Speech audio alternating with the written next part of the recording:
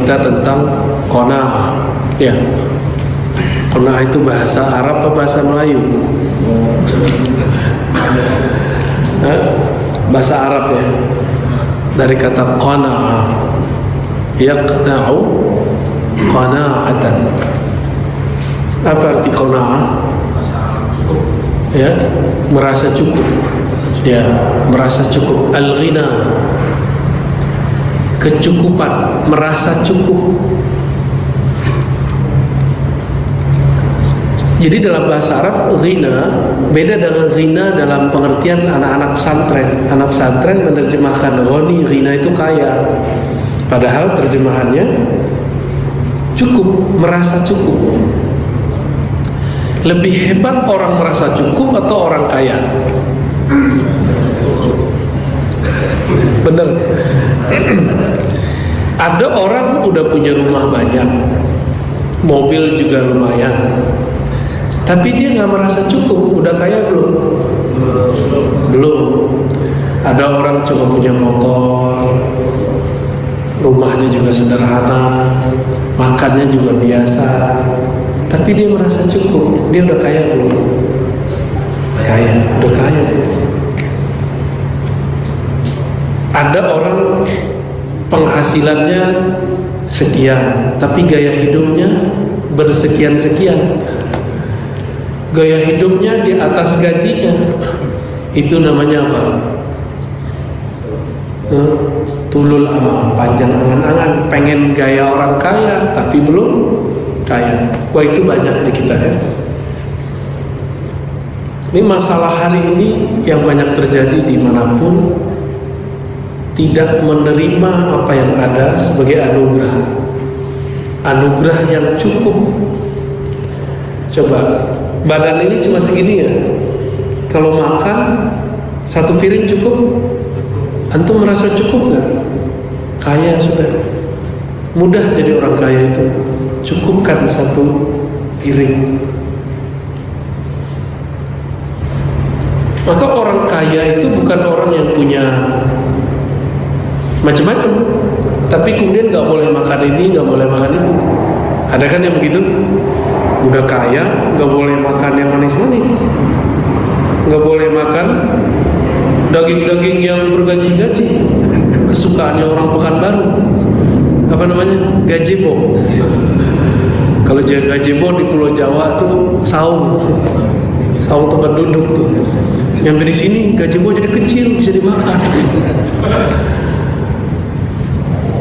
Sahabat-sahabat yang melakukan Allah, suatu kali Nabi bersabda kepada Abu Hurairah. Abu Hurairah ini calon orang kaya. Saat ngomong, Abu Hurairah masih miskin. Kalau Nabi nggak makan, dia nggak makan. Maka Abu Hurairah dibenci sama orang Syiah. Salah satu kebenciannya disebut Abu Hurairah ini Abdul Butun, hamba perut. Ini tuduhan siapa? Syiah. Nggak begitu. Dia nggak pernah jadi santri kali ya. Ini yang nuduh Abu Hurairah nggak pernah jadi santri. Pernah tinggal di asrama nggak? Asrama sekolah? Nggak pernah ya. Nggak akan mengerti apa yang terjadi pada Abu Hurairah. Saya dan Ustaz Arnof, kami bertahun-tahun nyantri. Walaupun di rumah berkecukupan, santri-santri itu, di rumah itu ada yang bapaknya punya mobil 7, ada yang punya sawit sekian hektar. Tapi kalau di pesantren, kismin, kayak orang miskin, kelaparan. Kalau makan tuh gak cukup-cukup. Giliran nanti ada lauk yang ganti, girangnya bukan main. Dan dia merasa cukup.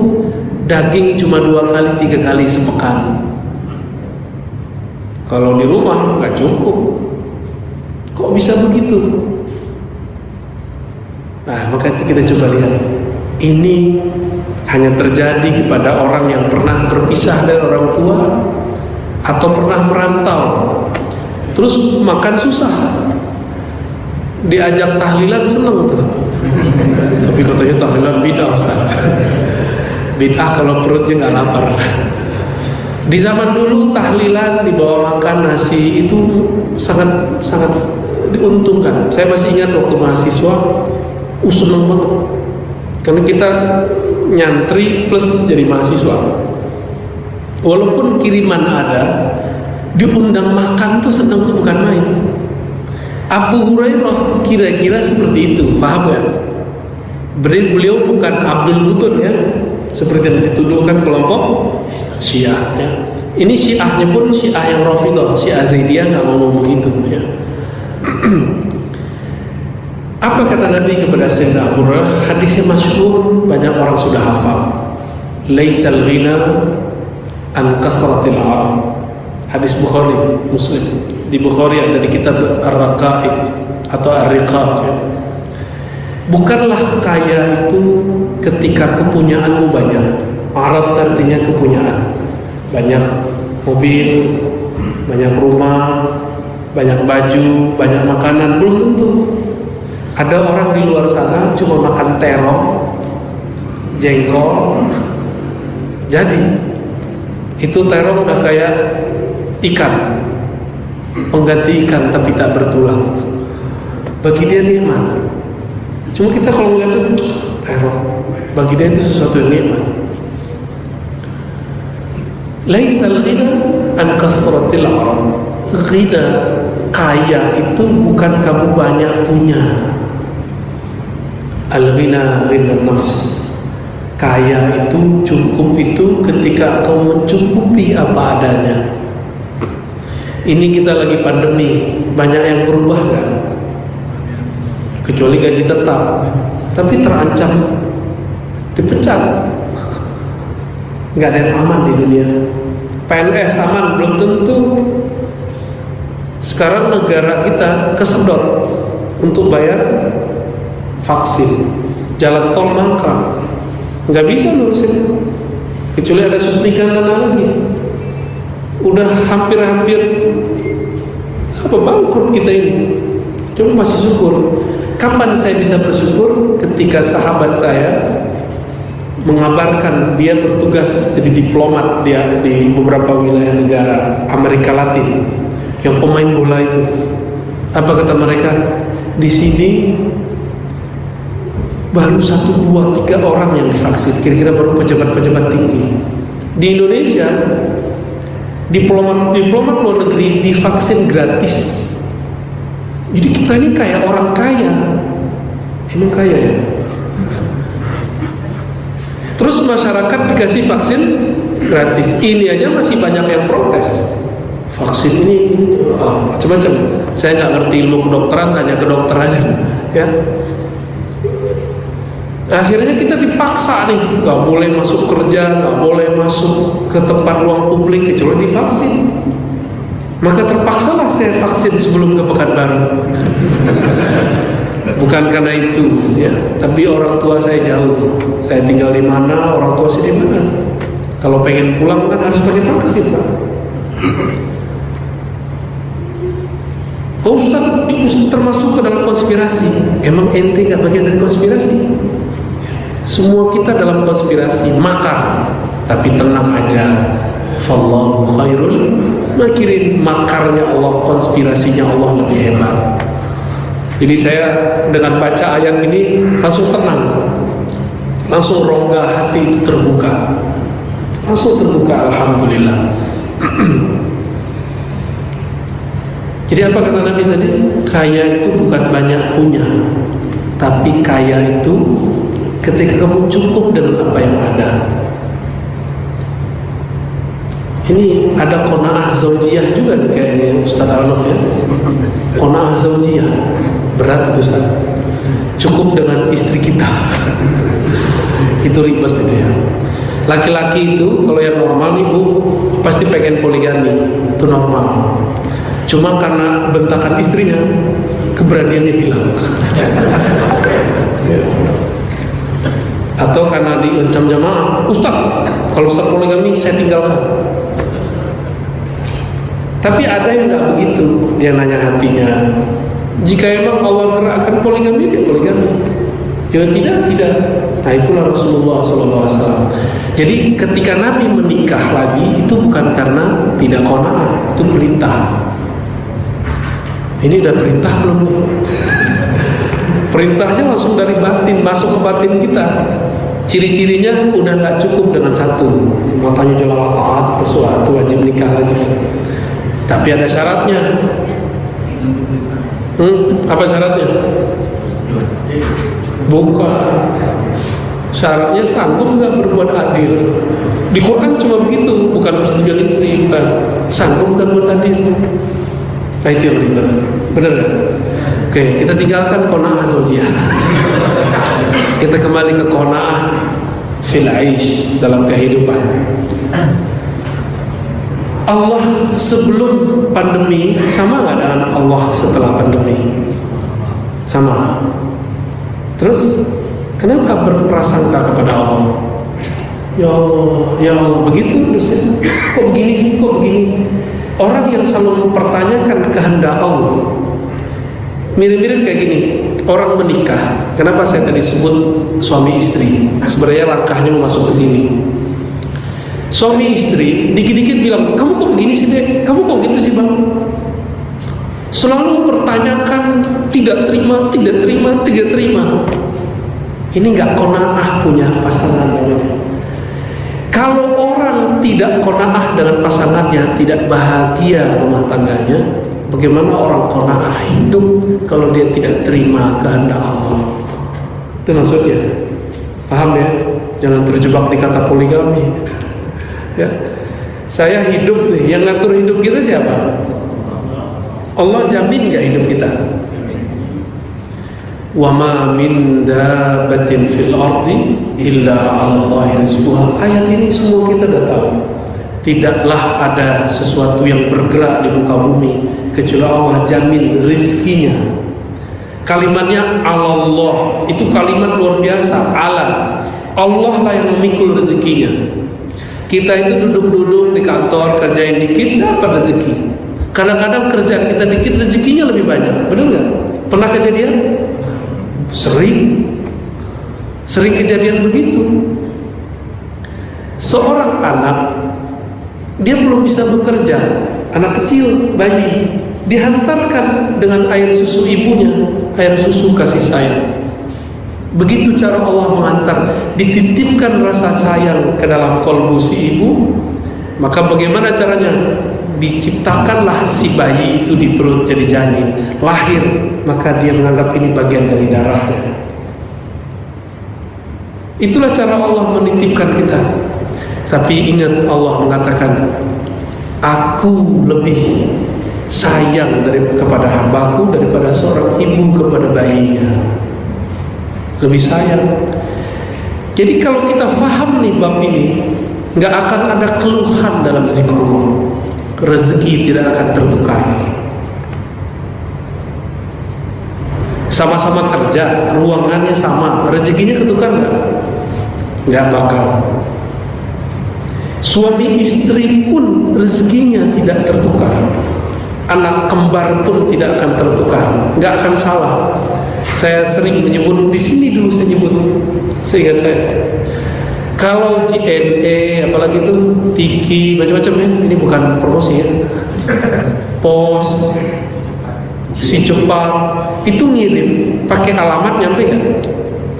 Nyampe. Kecuali lagi di bus, di jalan ketabrak, itu udah cerita.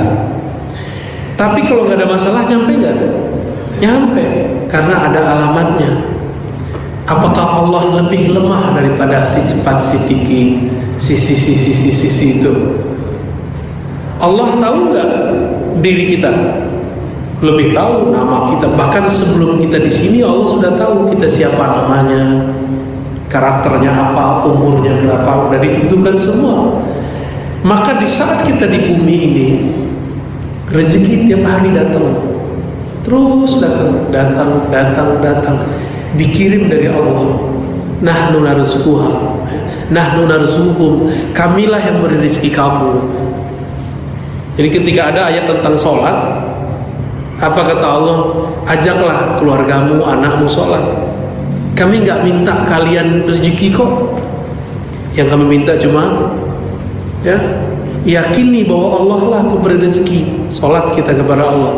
Nahnu narzuqukum, kamilah yang ngasih kamu rezeki. Narzuku itu kalau diterjemahkan kami yang kirim. dikirim bukan dari Tiki, bukan dari JNE, langsung dari hadirat Allah.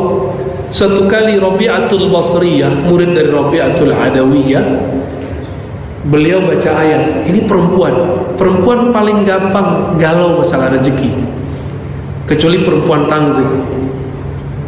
Benar ibu-ibu ya, mikirin suaminya, anaknya, pusing itu. Karena perempuan ini bisa memikirkan banyak hal dalam satu waktu, ya, multitasking. Kalau laki-laki lain, memikirkan sesuatu fokus. Kalau lagi di sini mikirin ini, di sono mikirin itu, nah, itu makanya bisa poligami ya. Satu di sini, satu di sana. Tapi kalau perempuan kalau lagi di sini mikirin yang di sono, nggak bisa, susah dia. Secara psikis nggak nyampe. Itu perbedaan kita. Ini bukan masalah feminis sama maskulin, bukan. Rabi'ah al-Basriyah mengalami hal yang sama, tapi dia rajin baca Quran dan mengerti isinya. Sampailah di satu ayat, wa fis samaa'i rizqukum wa ma tu'adun. Saya rasa juga pernah saya sampaikan dulu ya. Ini karena berkaitan dengan qanaah perlu kita ulang. Di langitlah rizkimu. Sama, apa arti sama? Sesuatu yang tinggi, tempat yang luhur. Berarti di sisi Allah Subhanahu wa ta'ala, di perbendaharaan Allah Subhanahu wa ta'ala. Wa ma tu'adun, dan apapun yang akan dijanjikan untukmu. Maka orang yang merasa cukup dengan rezeki yang Allah sudah jamin disebutlah kanzun la yafna. Itulah perbendaharaan sejati, tabungan sejati yang gak akan pernah habis. Tabungan Bapak 100 juta, 500 juta, 1M, 10M, 1 triliun, berapa kek. Tapi kalau gak pernah qanaah, itu bakal habis. Merasanya habis. Padahal Nabi mengatakan rezekimu bukan yang kamu simpan, rezekimu adalah yang kamu makan. Baju kita ada 10, yang kita pakai hari ini cuma 1 kan. Kalau orang kaya pakai 5, suka pakai 5 masuk kantor. Gimana Pak Tauhid? Mau nggak besok bawa pakai baju 3 sekaligus? Orang bilangnya apa? Ini habis ngaji sama Pak Rozi langsung begini nih. Bisa begitu kan? Berarti orang yang waras pun itu bukan orang yang mengeksploitasi semua rezekinya, memakai semua rezekinya. Orang yang waras, orang yang berakal, yang kaya itu yang dia memakai rezeki sesuai pada tempatnya. Di depan kita ada 5 makanan, mau kita makan semua? Gak usah, ambil mana yang perlu. Mau beda dengan butuh. Apa yang kita butuhkan ambil, yang kita mau belum tentu kita butuhkan. Di jalan ada mobil baru nih, keluaran baru, mobil kita 3 tahun lalu. Ingin gak ganti mobil? Tapi sudah butuh belum? Belum tentu. So kalau sudah butuh, udah sanggup belum? Ya, maka benarlah Nabi mengatakan tadi, al-ghina ghinan nafs. Kok Nabi ngomongnya bukan ghinal qalb ya? Ada rahasianya. Ghina itu adalah ghinan nafs. Ghina mencukupkan nafs. Ternyata yang tidak pernah merasa kaya itu jiwa, nafs. Yang kita sebut sekarang nafsu. Tapi nafsu itu baru satu unsur dari jiwa. Dulu masih ingat gak masa-masa ngontrak? Gaji baru 500.000, cukup? Kontrakan 300, makan 200, cukup? Nambah gaji 1 juta, 1,5 juta, cukup? Cukup aja. Kok bisa cukup ya? Karena kebutuhan kita sesuai dengan kemauan. Maka saya kasih rumus.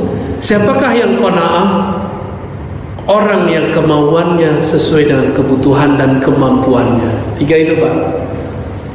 Orang yang kemauannya sesuai dengan kebutuhan dan kemampuan, itu orang qanaah. Udah dapat rumusnya.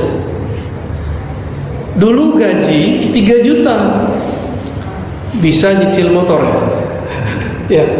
Nyicil rumah bisa nggak tuh?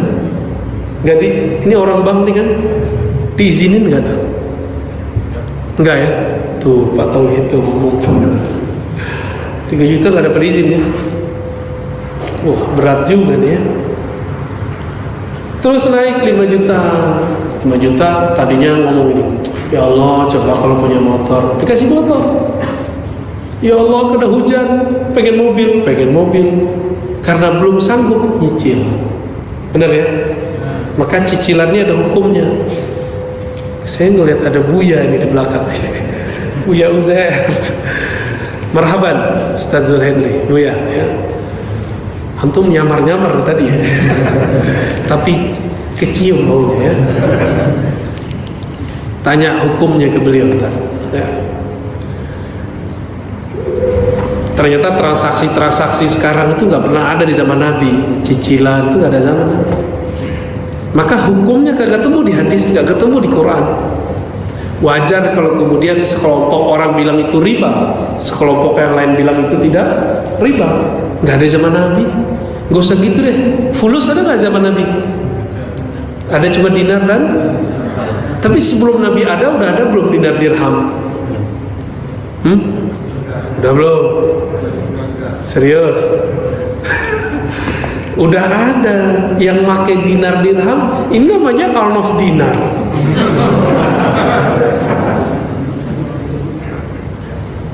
Dinar itu salah satu gelar atau nama dari Raja Romawi. Itu salah satu bentuk sejarah. Bisa benar bisa salah. Karena ini sejarah yang dulu jadi bekas, jadi apa namanya koin itu dulu namanya dinar. Ada nama orang di situ disebut dinar. Emas. Sebelum Nabi udah ada. Ketika Nabi berdagang ke Syam, itu Nabi sudah menggunakan dinar dan dirham. Berarti dinar dirham itu sistem ekonomi Nabi atau sudah ada sebelum Nabi? Sudah ada sebelum Nabi. Tapi sekarang orang nganggap, ayo kita ke dinar dirham. Kita masih ada rupiah. Boleh nggak ke dinar dirham? Boleh. Tapi mirip-mirip kayak kita kalau yang duit digital itu kan ada Bitcoin segala macam ya. Hanya di komunitas itu mata uang ini berlaku. Di komunitas yang lain nggak berlaku. Maka di komunitas pecinta dinar dirham bisa berlaku itu. Tapi di komunitas lain bisa kena undang-undang. Sekarang Bitcoin belum diperkenankan ini ya, BI. Apalagi masuk ke forex, apalagi itu apa namanya kripto. Banyak macam-macam. Semuanya nggak ada di zaman Rasul Sallallahu Alaihi Wasallam. Makanya wajar sampai sekarang Uzair itu pasti ditahzir orang tuh. Kenapa? Dia mengawasi bank, ini nggak? DSN kan? Karena ada komunitas anti bank, tapi diganti istilahnya anti riba. Padahal tidak semua transaksi di bank itu sama dengan riba. Betul ada tambahan. Ini tambahan apa dulu nih? Giliran untung disebut syar'i, giliran rugi disebut riba, ya. Ntar digampar-gampar sama Uzair dengan kalem. Nggak adil kita itu kalau berbicara ya. Oke, kembali ke sini. Qanaah itu kalamnya anin nafs, ghinan nafs, bukan ghinal qalb, bukan ghinar ruh ya. Ada di Quran cerita orang lagi di penjara, dari penjara neraka. Surah Al-Ghasyiyah ada lafaz la yughni min ju'. Apa artinya? Ya, tidak mencukupkan dari lapar, tidak menghilangkan lapar. Itu makanan neraka, dikasih nanah. Ini tuh, dikasih daging busuk, dikasih arang, aduh serem itu di sana. Sangat menyeramkan sekali itu. Maka ada kalimat la yughni, tidak mencukupkan daripada ju', rasa lapar. Nabi mengatakan siapa man tala, ya, siapa yang lama kenyangnya di dunia, lama laparnya di akhirat. Hadis Ibnu Majah itu ya. Siapa yang lama laparnya di dunia, maka lama kenyangnya di akhirat. Itu cara mendidik nafs. Puasa ini kan bahasa Sanskerta, bahasa Arabnya siyam, saum, artinya menahan. Puasa perut dari makan dan minum. Puasa mata, ghaddul basar. Jadi ghaddul basar ini tidak hanya dari lawan jenis, tapi ghaddul basar menundukkan mata juga dari memandang selera yang di atas kemampuan kita. Belum sanggup nih beli Fortuner, jangan dipandang-pandang Fortuner. Stres tar ya. Ya ada Avanza dulu lah. Ada apa lagi? Ada motor aja dulu. Kalau hak pasti nggak jauh dari kita. Rezeki kita tidak akan ketukar sama orang. Oh temanku karyawan kok udah beli mobil. Ya mungkin dia di rumahnya ada usaha, ente nggak ada usahanya. Oh si Anu baru karyawan biasa kok mobilnya udah itu. Kali dia warisannya banyak. Kali punya sawit ya, Bang Idri ya. Kali orang punya usaha lain dia. Kita sering berprasangka, kita menganggap rezekinya ketukar. Seharusnya itu rezeki saya, kok ke dia. Nah, kenapa pribadi yang belum qanaah ini kalau masuk jadi karyawan itu karyawan yang hasid. Kalau dia nanti sama temannya ketemu atasannya pasti kemudian jelek-jelekin bawahan itu apa temannya. Ini ciri-ciri karyawan tidak qanaah. Ini hati-hati nih para atasan. Kalau ada tim kita suka jelek-jelekin orang, padahal kita nggak nanya, kecuali kita nanya, menurut kamu itu gimana? Itu boleh. Ini untuk mempromosikan dia di mana kerja yang pas untuk dia, itu kan boleh. Tapi kita nggak ada angin, nggak ada hujan, nggak ada badai, tiba-tiba, bos, Pak, si Anu tuh kerja nggak becus. Semuanya. Nah ini ciri-ciri orang nggak qanaah. Orang nggak qanaah memunculkan penyakit baru namanya hasad. Kalau udah hasad, dia baik, kebaikannya hangus semua Pak. Nggak ada sisanya orang hasad. Apa arti hasad? Iri, dengki. Kenapa dia hasad?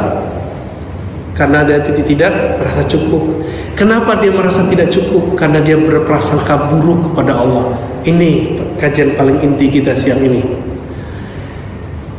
Untuk mendapatkan rasa qanaah, rasa cukup, ustadz, guru, karyawan, pimpinan, apapun kerjaan kita, pedagang, munculkan keyakinan bahwa rezeki ini diatur oleh Allah yang Maha Razzaq dan Allah tidak akan pernah salah mengenai rezeki.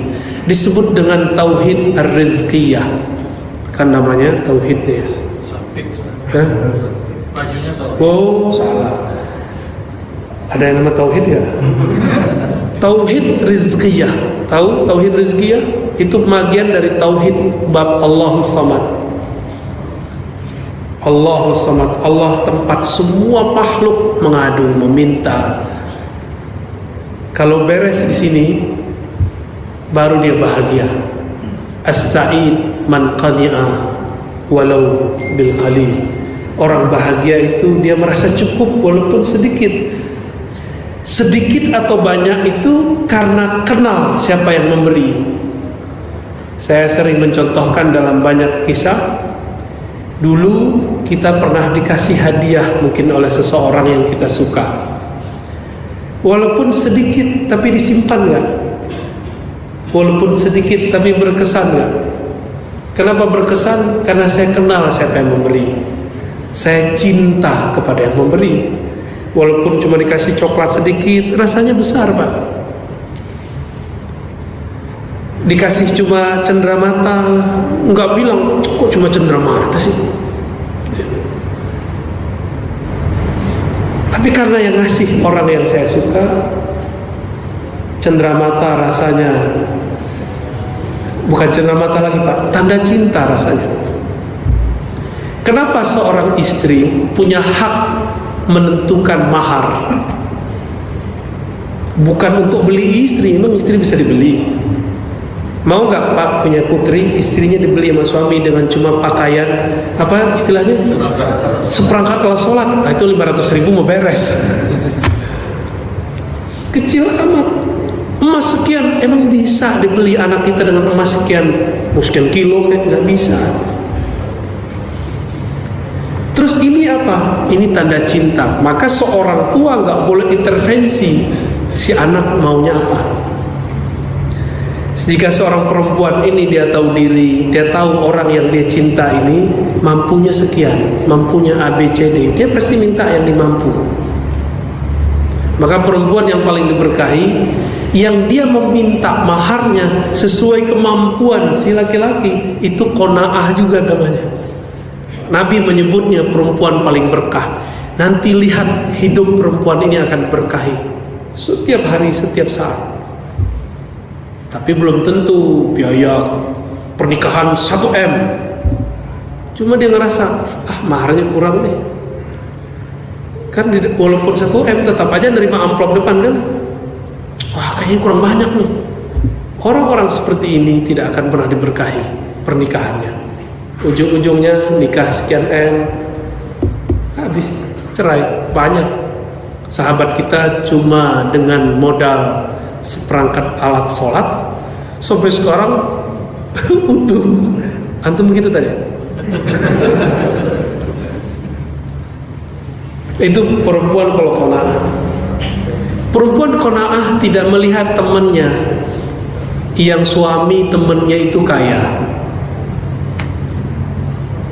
Dia cukup, aku punya suami begini, makan begini bersama dia sudah cukup. Yang penting itu makanan enak atau makan bersama orang yang enak. Makanan enak nih, tapi kita nggak suka sama dia.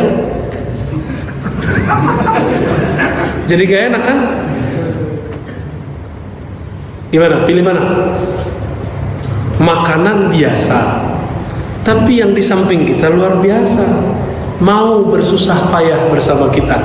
Tapi saya dicandain sama teman saya, kalian nih laki-laki belum apa-apa udah ngajak susah katanya. Kan cowok-cowok ini sering ngomong, Dek mau gak susah sama saya? Belum apa-apa udah ngajak susah. Tapi kalau si perempuannya cinta, dia akan ngomong, yang penting sama kamu bang, aku rela. Itu qanaah tuh begitu. Maka bolehlah qanaah dengan pasangan, bolehlah qanaah kepada Allah. Jadi qanaah itu bukanlah dengan harta. Jadi ada dua maqam qanaah. Al-qanaah bin ni'mah. Qanaah terhadap nikmat. Kalau ini ujiannya banyak, bisa-bisa kita gugur karena nikmat itu kadang banyak, kadang sedikit. Terbacanya kadang nikmat banyak terus. Ada yang paling tinggi. Inilah penutup kajian kita. Al-qanaah bil mun'im bil razik bil alimil khabir. Qanaah merasa cukup, percaya bahwa Allah tidak akan pernah menelantarkan kita. Percaya gak? Yakin? Yakin bener? Serius? Yakin rezeki gak ketukar? Berarti boleh gak hasad? Mulai siang ini cut hasad dalam diri. Cut pikiran seharusnya itu saya. Kita udah berusaha kerja, enggak kita yang jadi pimpinan, jadi manajernya, enggak apa-apa. Berarti kalau kita di sana mungkin kita jadi enggak amanah. Siapa tahu? Allah Maha tahu kemampuan kita semua. Maka Bapak, Saudara, sahabat karena Allah, apapun profesi kita, coba mulai qanaah bil mun'im, qanaah kepada Allah, bukan lagi qanaah dengan nikmat. Itu terlalu biasa. Ya, kalau dengan nikmat bisa gagal, sering gagal. Saya pun bisa gagal. Ya.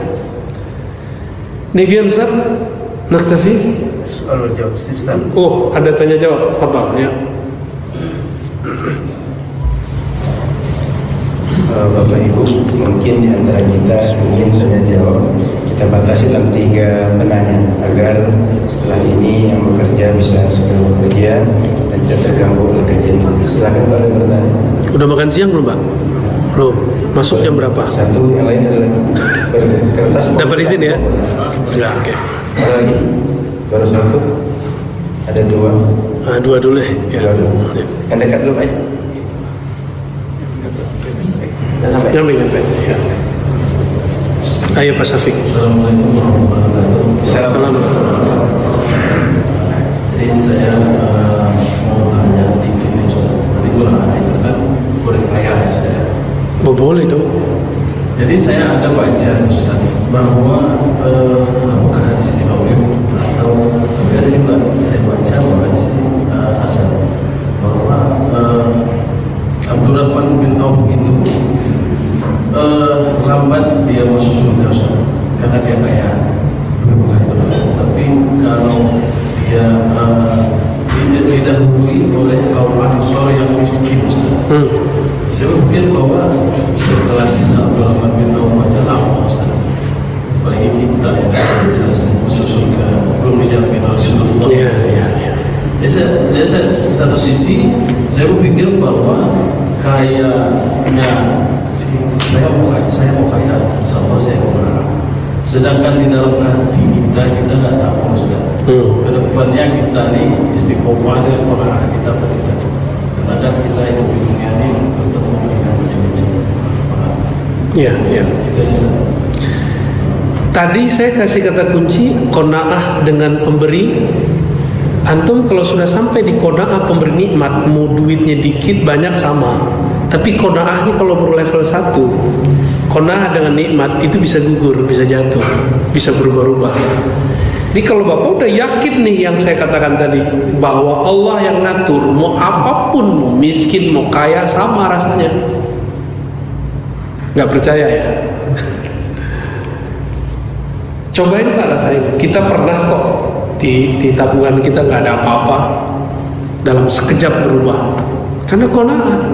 Ya sudah, kita ada ya alhamdulillah, nggak ada ya alhamdulillah semua. Karena yang kita lihat itu Allah nggak mungkin nginyain hambanya gitu. Dan Allah itu kalau ngasih pasti sesuai dengan kadar si hamba. Kadar itu effort kita apa? Kita punya usaha apa? Kita punya skill apa? Pasti itu. Punya skill tapi nggak punya effort, nggak punya usaha, nggak punya ketekunan, hilang juga. Ya. Bagaimana dengan kisah Sayyidina Abdurrahman bin Auf? Ini orang tajir di zaman Nabi. Dia punya onta, perusahaan ternak. 12.000 onta dibawa dari Syam, dari Suriah, datang ke Madinah. Itu karavannya itu bergerak, bunyinya berkabut itu ketika dibawa. Terdengarlah kabar. Jadi dulu itu para pemberi kabar itu bercerita di pojok-pojok kampung, pojok-pojok pasar. Abdurrahman bin Auf bawa 12.000 gitu. Ada di riwayat yang kedua 70.000, 7.000. Ada yang lebih banyak lagi tergantung rawinya. Dalam riwayat Abu Nuaim disebutkan Aisyah tiba-tiba nyeletuk. Dulu di zaman Nabi masih hidup, kata Nabi SAW, Abdurrahman bin Auf ini dengan hartanya yang begini masuk surganya ngesot. Atau ngesot Pak? Merangkak atau pakai dadanya gitu. Susah karena bebannya lama. Orang ngesot itu maksudnya perjalanan dia mau ke surga itu panjang. Ditanya sini, ini mohon maaf ya, ini baju saya ini pertanggungjawabannya bisa berbulan-bulan di alam sana. Ini baju ini, kopiah ini Pak, jam ini, apalagi sarung, baju ini lama Pak, ditanya di sono. Nih beli di mana? Duitnya dari mana? Lama itu. Antum jangan kira sembarangan itu. Handphone lama itu. Dipakai dari duit apa? Dipakai nonton apa? Jam sekian kamu nonton apa? Ditanya sedetail itu. Kira-kira gimana Pak? Udah pingsan duluan kali ya? Dikubur ditanyanya sudah begitu, gimana nanti di alam barzakh? Masih berani korupsi? Masih berani korupsi? Antum makan jadi daging, ditanya tuh, dikeluarin dagingnya. Itu dagingmu, darahmu dulu makan pakai apa? Dari apa? Di mana? Caranya gimana? Serem ini. Masih mau main-main.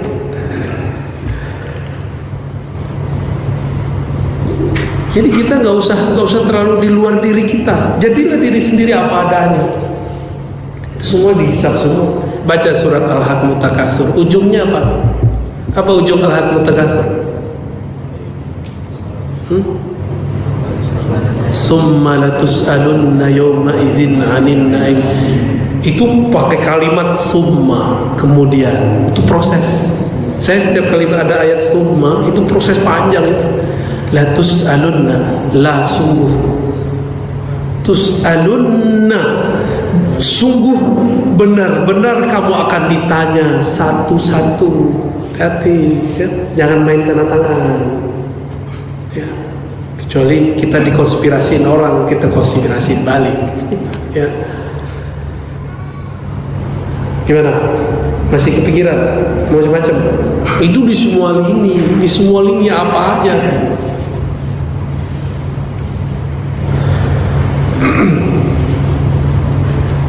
Akhirnya Abdurrahman bin Auf dikabarkan itu sampai beliau di kota Madinah,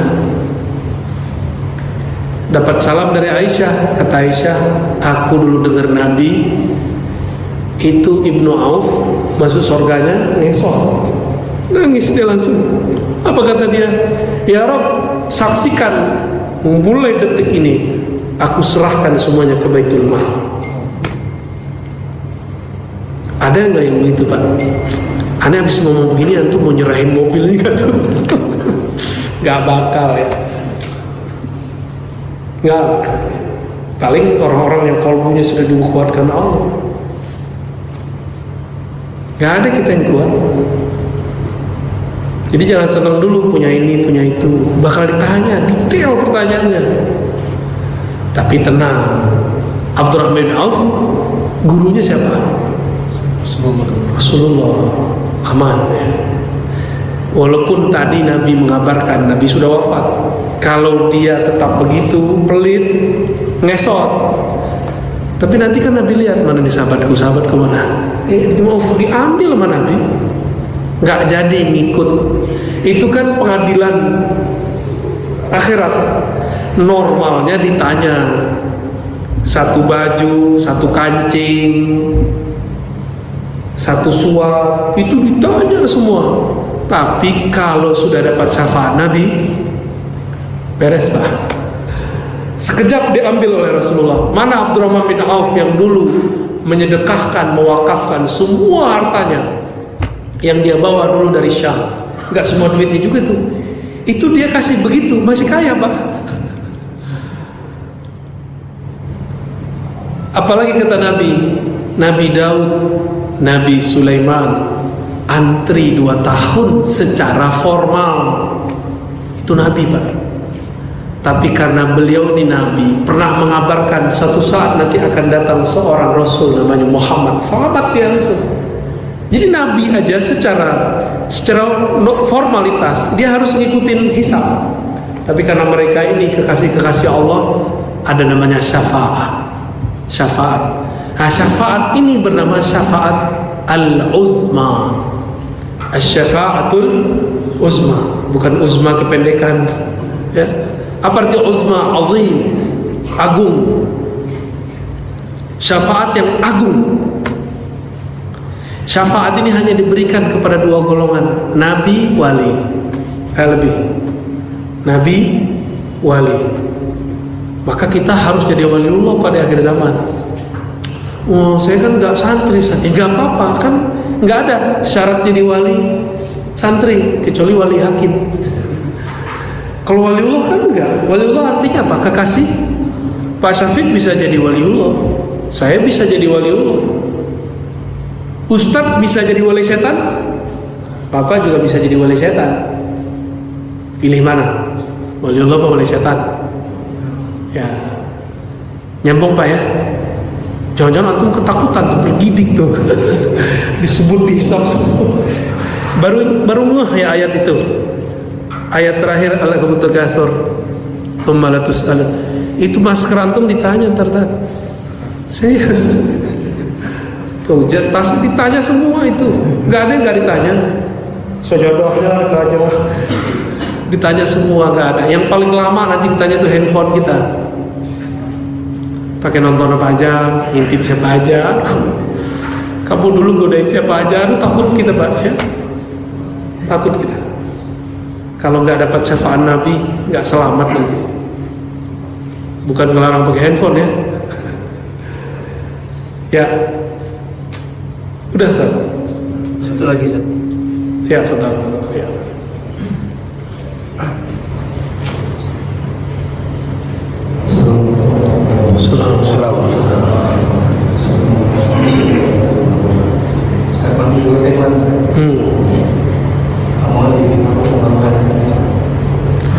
Oh, nama rohani. Nama rohani itu yang tahu cuma Waliullah Al-Ghaus. Saya bukan Al-Ghaus. Jadi wali itu ada strata-stratanya. Seperti mujtahid, ada mujtahid mutlak.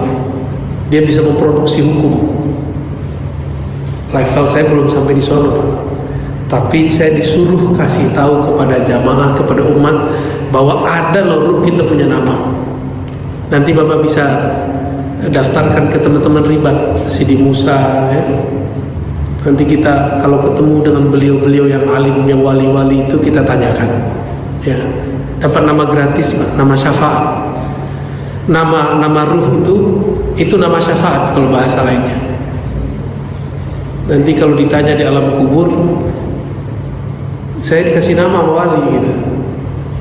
Bukan wali kota ya. Tanda tangan wali kota berlaku di kota, benar nggak? Tanda tangan gubernur berlaku di provinsi. Tanda tangan presiden berlaku di negaranya. Masuk kubur, tanda tangan siapa yang berlaku? Wali. Di atas wali, nabi. Jadi nama itu bagian daripada ACC sebenarnya ya. Silakan di nanti. Tapi itu bukan hak saya. Saya nggak boleh cerita yang bukan hak saya. Tapi kita jelaskan metodologi ilmunya bahwa ruh itu punya nama ya. Ini tubuh ada namanya nggak? Ada namanya? Bisa diganti nggak? Boleh diganti? Boleh kan? Bisa disidang? Bisa disidang. Nama ini manfaatnya itu apa? Ditulis di KTP. Bisa berangkat ke Jakarta tanpa KTP? Nggak bisa. Kalau di dunia orang nggak punya nama, nggak punya kartu tanda penduduk bumi Indonesia, nggak bisa keluar kota, nggak bisa. Ini coba lihat, antum masuk ke alam barzakh, itu di sana alamnya lebih luas lagi. Terus nggak punya nama dari guru misalnya, atau nama dari Rasul. Kalau sahabat kan dulu langsung Rasul yang ngasih nama mereka. Ada yang diisbat nama yang lamanya, ada yang diganti namanya, ya kan? Jadi kalau nama ruh itu boleh disebut paspor barzakh, paspor alam barzakh. Nanti di akhir zaman ini kan mulai akhir zaman, orang akan tambah banyak penasaran mencari nama ruh. Yang dulu para wali riadoh latihan 40 tahun baru dikasih oleh Allah. Sekarang di akhir zaman antum satu aja, tasdik, percaya dengan ilmu ini. Karena di luar sana jangankan antum, ustaz aja ada yang gak percaya. Dia lupa tubuh ini dikasih nama oleh bapak jasad. Terus ruh kita pasti ada nama juga, cuma yang ngasih bukan bapak jasad, bapaknya ruh. Kira-kira gitu ya. Saya bukan bapaknya ruh Pak. Saya bapaknya Hisham, anak saya namanya Hisham. Naktafi bihadzal qadar. Baik. Bapak, saudara, sahabat, para asatidz yang dimuliakan Allah, karena ayat tadi bagi saya menyeramkan sekali. Tsumma latus'alunna yawma idzin 'anil na'im. Semua ditanya oleh Allah. Baju kita ditanya, kancing kita ditanya, satu suap ditanya. Maka kita cuma minta satu saja. Kita berdoa, Allahumma ya Rahman, ya Karim, ya Azim, ya Hasib, ya Rauf, ya Rahim. Wahai yang maha baik, yang maha pemurah, yang maha kuat, yang maha pengertian kepada hamba-hambanya. Shalli ala Sayyidina Muhammad. Ya Rabb, ya Allah yang maha baik, tolong baikkan laporan amal kami. Ya Rabb, ya Rahman, ya Rahim, ya Sattar, ya Sattar, ya Dzal Jalali wal Ikram. dengan ikram kemurahan-Mu ya Allah, maka mudahkanlah hisab kami. Bahkan dengan rahmat-Mu dan cinta-Mu kepada baginda Nabi Muhammad sallallahu alaihi wasallam, maka jadikan kami hamba yang berhak mendapat syafaat Nabi, yang tidak dihisab, yang tidak ditimbang, yang tidak perlu melewati hal-hal yang rumit. Allahumma hasibna hisaban yasira. Ya Allah, hisablah kami dengan hisab yang dipermudah, hisab yang diberikan syafaat bihaqqi sayyidina Muhammad sallallahu alaihi wasallam. Rabbana atina fid dunya hasanah wa fil akhirati hasanah wa qina adzabannar. Wa sallallahu ala nabiyyina Muhammad walhamdulillahi rabbil alamin. Assalamualaikum warahmatullahi wabarakatuh.